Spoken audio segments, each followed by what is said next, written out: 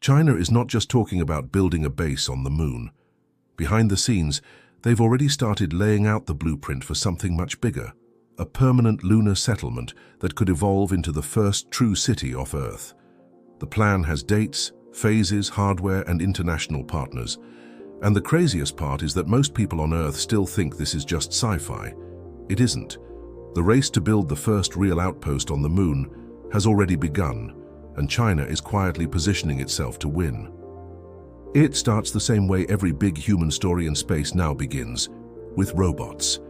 Before a single astronaut takes that next giant leap, fleets of robotic landers and rovers will be doing the dirty work, scouting landing zones, digging into the soil, testing building materials, and laying the foundations for power and communications.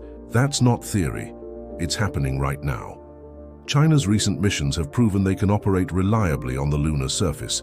The upcoming probes are designed specifically to prepare the ground for a future research station at the South Pole, with experiments focused on using local resources instead of shipping everything from Earth. But before we talk about futuristic moon cities, we need to be honest about one thing. The moon is a horrible place to live. There is no air, no atmosphere, no magnetic field, no protection from the sun or deep space. In direct sunlight, the surface can roast above 120 degrees Celsius. 2 weeks later, when the endless lunar night sets in, temperatures plunge well below 150. Radiation slams the ground almost unfiltered. And because there is no air to slow anything down, even a pebble from space strikes like a bullet. Every crater you see on the moon is a scar from one of those impacts. A city built here has to survive temperature swings that would destroy any building on Earth, radiation doses that would be illegal in a nuclear plant, and random blasts of rock falling from the sky. This is not just build a dome and move in. It's survival engineering on hard mode. China's strategy for surviving that environment is being built in stages. On paper, the long-term project is called the International Lunar Research Station, a joint base led by China and Russia, but open to other nations.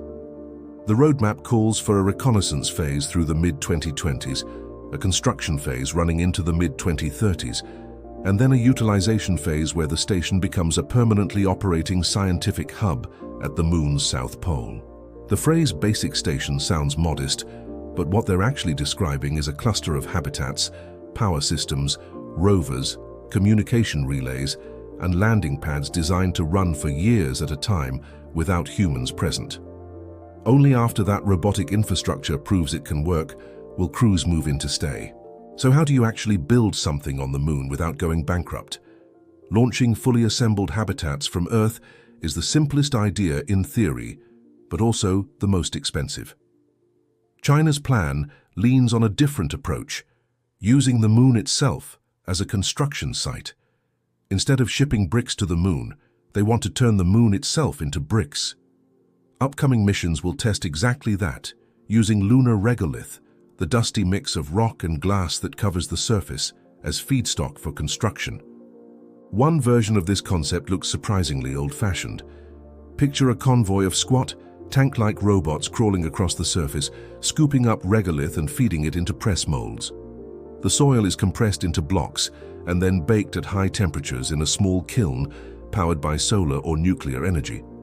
What comes out looks like stone, dense, heat-resistant bricks that can be stacked into low protective walls, berms around landing pads, or thick shells around pressurized habitats. These walls won't hold air. That job belongs to inflatable pressure vessels inside, but they will act as armor. Pile enough lunar rock on top of a habitat, and you can slash the radiation dose, soften the blow from micrometeorites, and slow the wild temperature swings between day and night. The more futuristic option is to skip the bricklaying and go directly to 3D printing. In that version, the regolith gets ground, melted, mixed with binders, and extruded layer by layer into curving shells, egg-like structures with double walls and internal ribs for strength. The shape spreads out internal pressure and resists cracking, which makes them ideal for something you intend to inflate like a giant tire. Instead of building box-shaped houses, the first lunar homes may look like massive ceramic eggs, partly buried in the ground, with thick, dusty shoulders facing the radiation and only narrow, shielded windows. Whether you're firing bricks or printing eggs, all of this has one critical weakness: energy. Baking soil into stone takes heat. Melting and extruding regolith for 3D printing takes even more. Running life support systems, rovers, excavators, and scientific instruments around the clock requires a constant, reliable power source that doesn't die every 2 weeks when the sun disappears. Solar arrays alone can't do that. That's why China's lunar architecture includes something controversial: a nuclear reactor on the moon.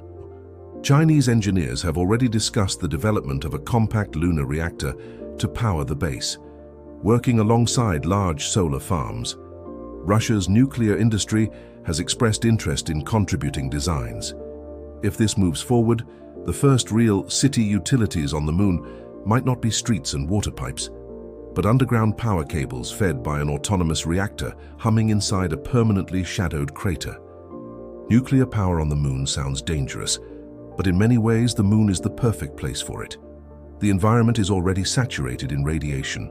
Thick shielding is built into every habitat, and the vacuum of space allows heat to radiate away efficiently if you build large radiators.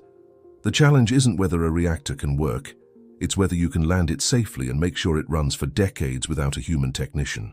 While China and Russia plan their polar base, NASA is developing its own nuclear reactor for the moon as part of the Artemis program.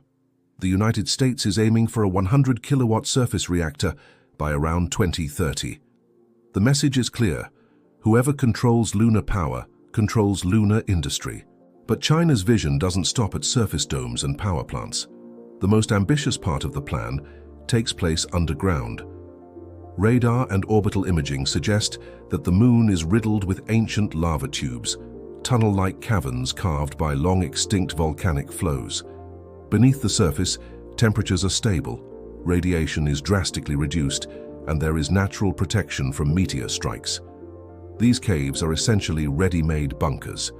Future missions will use ground-penetrating radar to search for them at the South Pole. Imagine how this plays out decades from now. On the surface, you see landing pads, solar arrays, robots, antenna towers, and dust plumes from arriving cargo ships. But below, accessed through airlock shafts drilled into crater walls, an entire hidden world exists. Pressurized caverns glowing with hydroponic farms, inflatable habitats stretched along the tunnel, workshops, labs, storage tanks, maybe even small transport vehicles running through lava tubes like underground streets. To someone walking on the surface in a spacesuit, the moon still looks empty, but beneath their boots, a city is alive. For now, this remains a vision. In the 2030s, the International Station will begin with a basic model, a cluster of robotic installations at the South Pole linked into an autonomous network. The first waves of hardware will be uncrewed. Construction robots will arrive first, then power systems, then communication hubs. Only when the infrastructure survives years of brutal lunar conditions will astronauts begin long-duration stays. And this is where the idea of a city on the moon becomes real. A city is not defined by skyscrapers, it's defined by permanence, by people living, working, and building their future in a place. China's schedule suggests that by the mid-2030s, permanent human operations on the moon may already be underway. A generation from now, children might grow up assuming that humans living on the moon is normal. There are still enormous uncertainties. Politics can shift, budgets can collapse, technology can fail. But the reason so many nations are racing back to the moon is simple. It is the closest place where humanity can learn how to build a civilization off Earth, how to generate power without sunlight, how to recycle every molecule of water, how to mine rock for oxygen and build cities that never see open sky. China's blueprint for a lunar city is bold and unfinished, but it is real. It has missions, dates, partners, and a roadmap from lonely robots in the dust to humans living in underground caverns lit by artificial suns. Whether that future excites you or terrifies you, one thing is clear: the era of humans merely visiting space is ending. The era of humans living there is about to begin.